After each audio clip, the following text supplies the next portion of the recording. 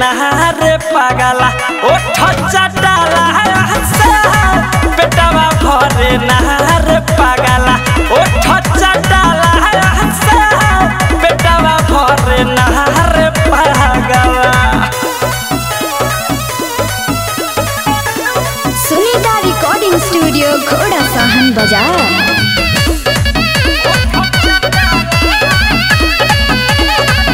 सुबह शाम खैल हया तर एको दिन ना कहिल आज ले राजा तू तनिको ना मोटैल तनिको ना मोटैल। सुबह शाम खैल हया तर एको दिन ना कहिल आज ले राजा तू तनिको ना मोटैल। मर जाइब राजा रात भर चखाला राजा पेटवा भरे नहारे पागला ओठ चटाला पेटवा भरे नहारे पागला ओठ चटाला पेटवा भरे नहारे पागला।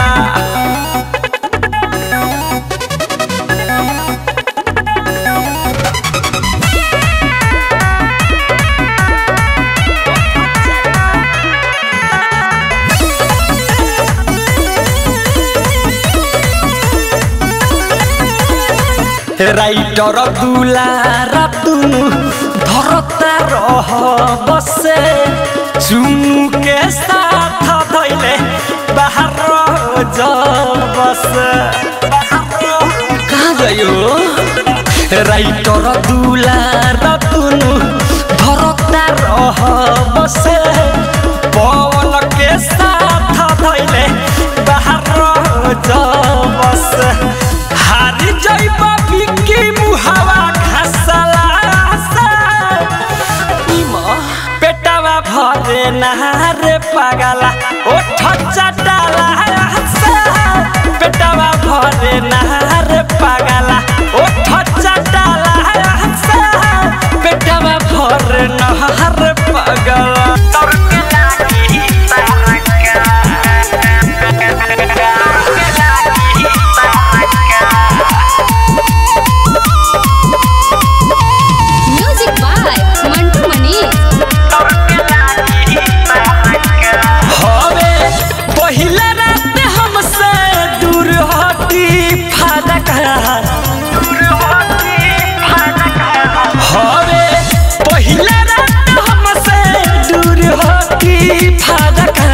देखब ठेहुना के ठेला तर के लागी तारका तो देखब ठेहुना के ठेला तर के लागी तारका।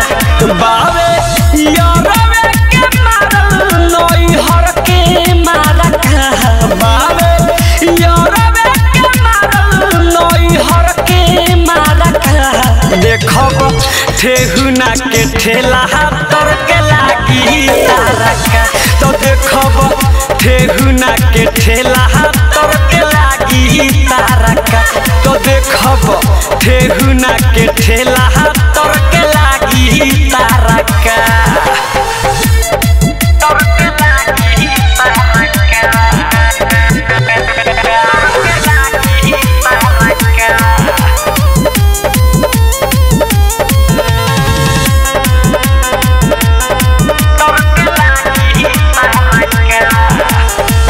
नैहर में रहनी तो कोई माना मानी केतना जानी के चढ़ाई देनी पानी। नैहर में रहनी तो कोई माना मानी केतना जानी के चढ़ाई देनी पानी।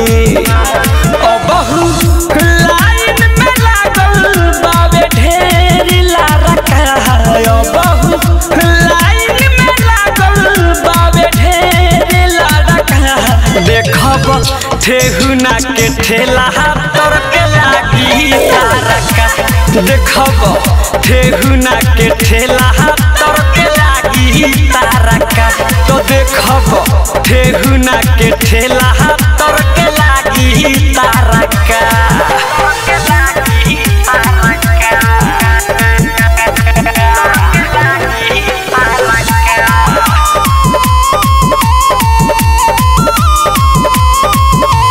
Music by Mantu Manish.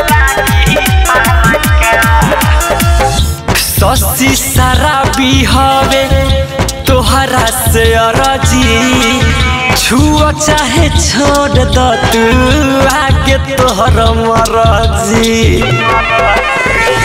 ससी शराबी हवे तोहरा से अरजी छुओ चाहे छोड़ द तू आगे तोहर मरजी बिकी हे राज नहीं बना हमारा सामने बारका बिकी राज नहीं बना हमारा सामने बारका देखब ठेहुना के ठेला तर के लागी तारका देखब ठेहुना के ठेला तर के लागी तारका देखब ठेहुना के ठेला